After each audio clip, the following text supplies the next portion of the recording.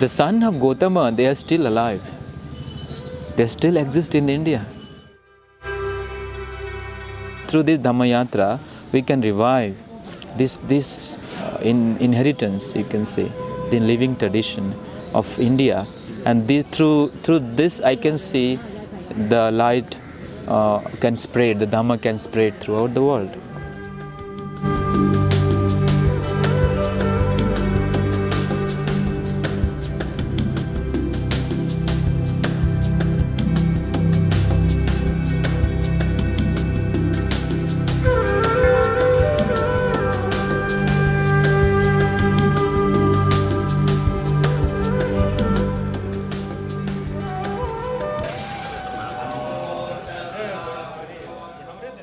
I was given a special mission, and my father called my husband and I back from London. At that time I was still living in the UK, and it was a summer in 2005 that he called us forward, and it was a serious conversation because he said, I have this wish that I would like for you and Richard to carry out a wish if we can help to support the Theravada community.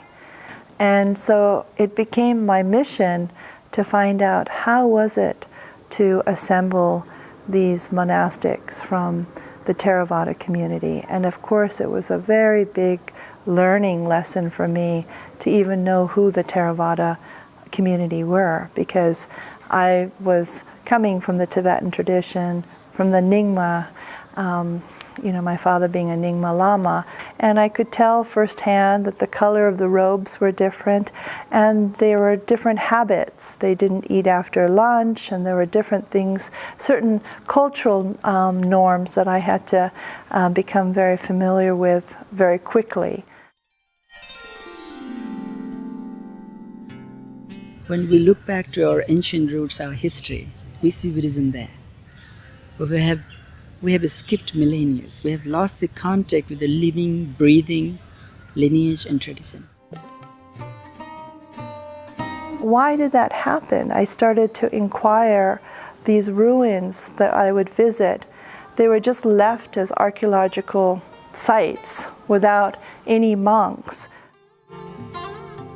जो स्तूप हैं और जो जहाँ खंडहरें हैं उसको living नहीं मान रहे, जहाँ टेम्पल्स हैं, जहाँ भगवान बुद्ध की प्रतिमाएं हैं, जहाँ बुद्ध गया, सारनाथ, कुशीनगर, लुम्बिनी जो भी है वो हमारे धर्म स्थल हैं। तो हम वहाँ जाते हैं तो बड़ी दूसरी भावना से जाते हैं, वहाँ पर्यटन की दृष्टि से नहीं जाते हैं, हम वहाँ घूमने नहीं जाते हैं, हम वहाँ पूजा करने जाते हैं, ध्यान करने जाते हैं। Somebody they said that why you have to come to propagate Buddhism in India. I say, but no, I never propagate Buddhism in India. I never. Because of Indian. This is the main birthplace of Buddhism.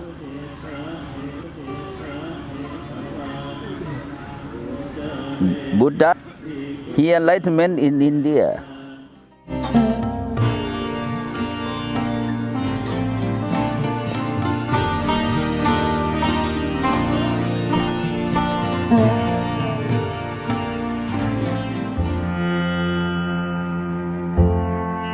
This journey that we've been on, this Dhammayatra, has been inspired to remember the teachings of the Buddha in each of the places that he spent his 45 years after his understanding of enlightenment.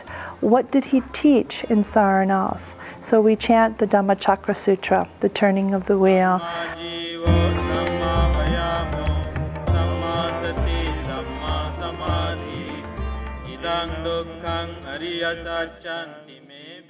In New Delhi, we hope to be starting the Satipatthana Sutra at the historical site. And then, of course, in Sankasya, where the Abhidhamma was taught.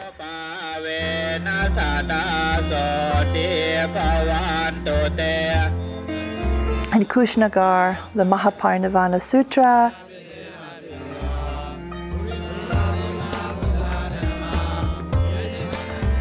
In Lumbini, we chant the particular sutras that have relative to the time that of that particular period.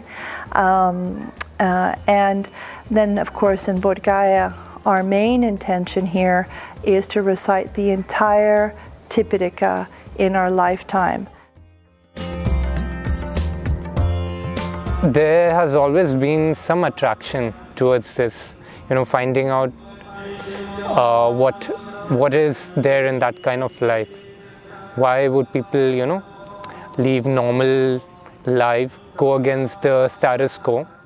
Buddha came in contact with suffering, pain, misery, came to see a society that at one place, from one vantage point, it looked so beautiful, as an elegant city, well-designed town. But from the other side, he saw a society divided by caste, class, economy,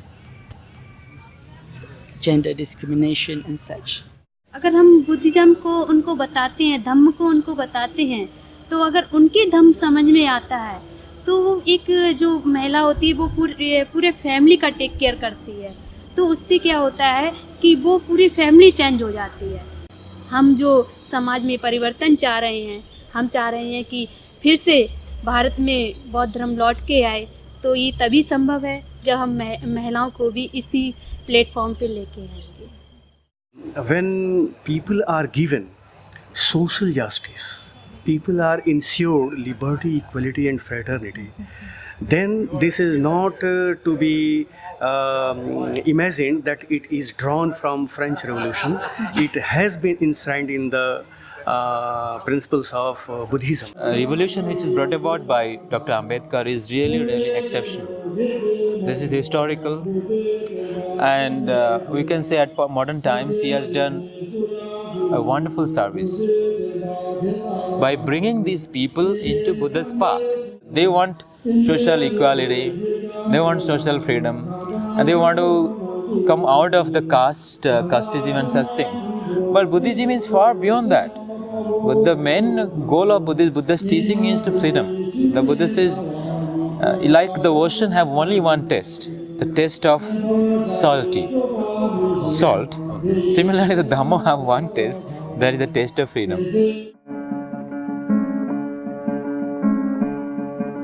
Part of our Dhammayatra is not only to go to the very specific site that is associated with those sutras, but also to actually walk to the place that may be not as known in more of the unknown areas.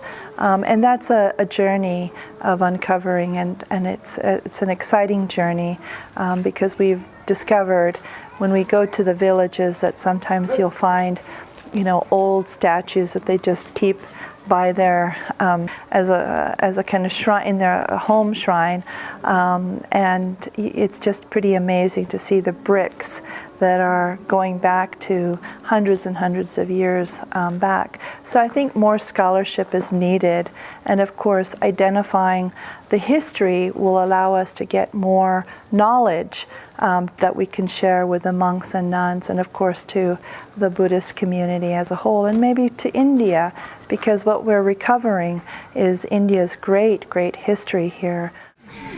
गांव के जब पानी बरसता था तो ये मिट्टी कटती थी, तो उसमें बहुत से कॉइन्स और फिर टेराकोटास, स्टोन इमेजेस ये अवेलेबल होते थे। मैं चाहता हूँ आप लोगों के प्रयास से इस पूर्ण धरती पर जहाँ भगवान बुद्ध जी का आगमन हुआ, तो आप लोग गवर्नमेंट ऑफ इंडिया को लिखें कि यहाँ पर डेवलपमेंट हो। जो हम लोग खड़े हैं इस जगह का नाम निगलियावा कहते हैं। यहाँ पर अशोक स्तंभ है। अभी दो भाग में अशोक स्तंभ है, एक जमीन के नीचे कुछ खंड नीचे है और एक बाहर में लेटा पड़ा हुआ। पहले ये अशोक स्तंभ इधर जो पोखरी है, एक तालाब है, तालाब के छेड़ में एक था। लोकल लोग में इसके बारे में कोई इतना महत्व मतलब तो नहीं है, लेकिन इसके बारे में अगर लोकल लोगों में जानकारी होता तो अवश्य वो अपने लोग संरक्षण करते, लेकिन इसमें लोकल लोग के बारे में कुछ ऐसा नहीं।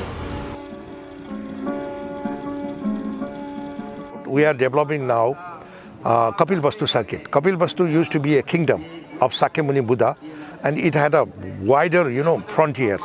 It was far and wide. But due to the, partition of different countries and borders, some, holy sites of Buddha's life are in India and some are in Nepal. Now this is the right way, like Dhamma walk and, Kapil Vastu circuit, this kind of activities can be developed to connect all these sites. Coming together of the Sangha sometimes nurtures our bonds. It recites, helps us, reminds us to understand why we chose this way of life, why we chose to let go of our family, let go of our loved ones, and be a homeless wanderer.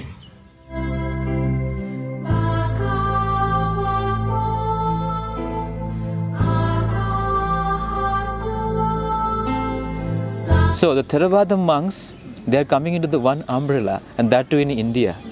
I can see after thousands of years this is happening.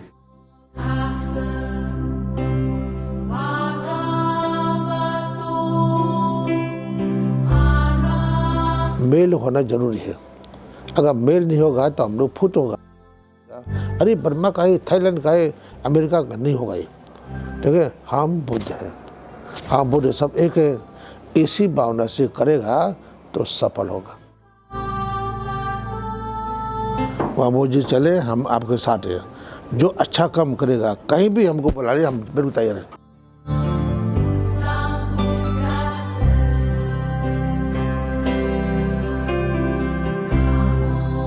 When we could come together and remember the teachings of the Buddha, it brought us together. It unified us without having any sense of boundaries.